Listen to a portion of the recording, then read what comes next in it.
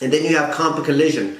Comp and collision is something that you have on your own policy that basically says, if my car is damaged, it will cover my damage to my car, not the other person's car. A lot of people get this confused because they confuse this with property damage. Property damage now covers the other person's car if you were to cause damage to that car or an item. It could be a fence, it could be a building, it could be whatever, a pole, it could be whatever it is. So property damage covers the other side.